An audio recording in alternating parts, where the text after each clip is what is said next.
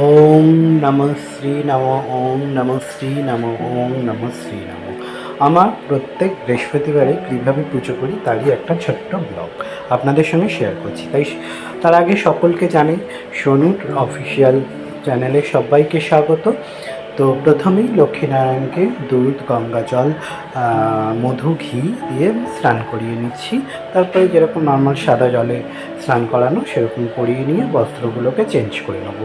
তো একটা থালার মধ্যে রেখে লক্ষ্মীনারায়ণকে স্নান করিয়ে নিচ্ছি। তারপরে একটু শঙ্খ দিয়ে জল দিচ্ছি, দিয়ে এইভাবেই প্রত্যেক বৃহস্পতিবারে পুজোটা করি। তো সেটাই আপনাদের সঙ্গে শেয়ার করছি। তো এবারে মা পায়ে আর নারায়ণের পায়ে একটু ফুল দিয়ে তারপরে বস্ত্রগুলোকে চেঞ্জ করিয়ে নেবো।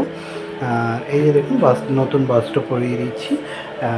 পরিয়ে দিয়ে এবারে সমস্ত গয়নাটি পরিয়ে আসনে বসিয়ে দিয়েছি মাকে। তারপরে নারায়ণকেও ভগবানকেও সাজিয়ে নেব। মুকুটটা পরিয়ে দিলাম, ভগবানেরও মালা টালা পরিয়ে সাজিয়ে নিচ্ছি। এরপরে শিবলিঙ্গেতে জল অর্পণ করছি। যেরকম দুধ, গঙ্গা জল, ঘি, মধু এর একটু তিল দিয়ে শিবলিঙ্গতে অর্পণ করছি।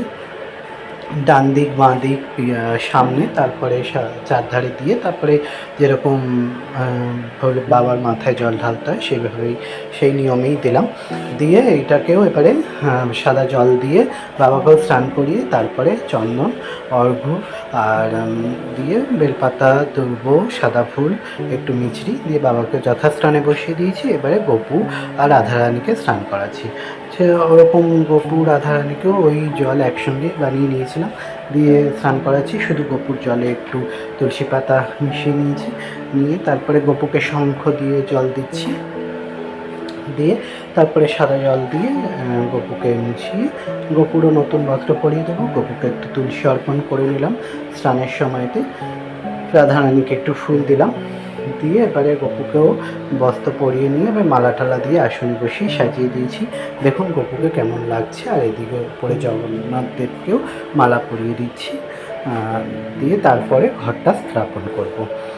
হয়ে গেছে, এবারে ঘরটা স্থাপন করছি। ঘটে সিঁদুর দিয়ে আর যেরকম সুপুরি, হলুদ, একটা কড়ি, পয়সা আর একটু চাল দিয়ে, আম পাতা, পান পাতা, তাতে একটু সিঁদুর দিয়ে বেলপাতা, দুব্ব আর কলা, এবার ফুল, তারপরে গামছা দিয়ে আর একটু আতপ চাল আর ধান দিয়ে দিলাম।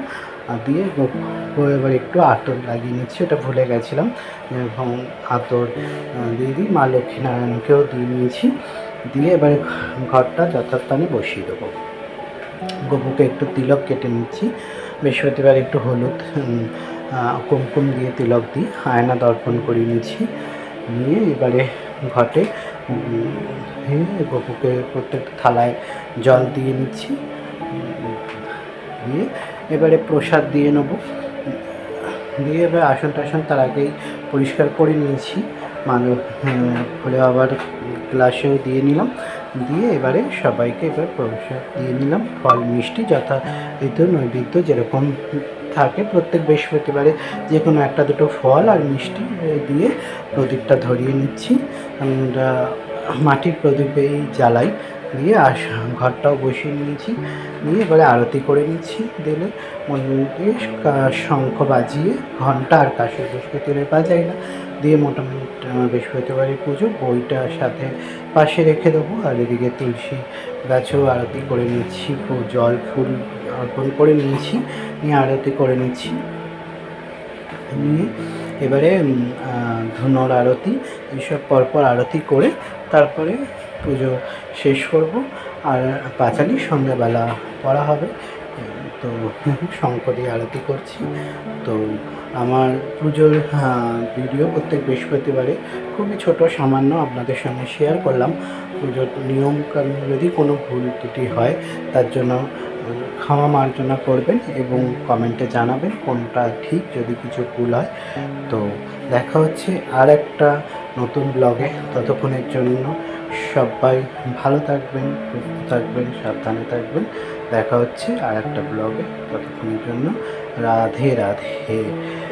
नमो विश्वरूपा भज्जाशी पद्मे पद्मालये शुभे त्राहि मं देवी महालक्ष्मी। नमोस्तुत्यै नमो नमोस्तुत्यै नमो ওম নমো ভগবতে বাসুদেবায়। ওম নমো ভগবতে বাসুদেবায়। হে কৃষ্ণায় করুণা সিন্ধু দীনবন্ধু জগৎপতে গোপীশ গোপিকাকান্ত রাধাকান্ত নমস্তুতে। নমো তপ্ত কাঞ্চন গৌরাঙ্গে রাধে বৃন্দাবনেশ্বরী বিষভানুসুতে দেবী প্রণমামি হরি প্রিয়ে। জয় রাধে হরে কৃষ্ণ হরে কৃষ্ণ।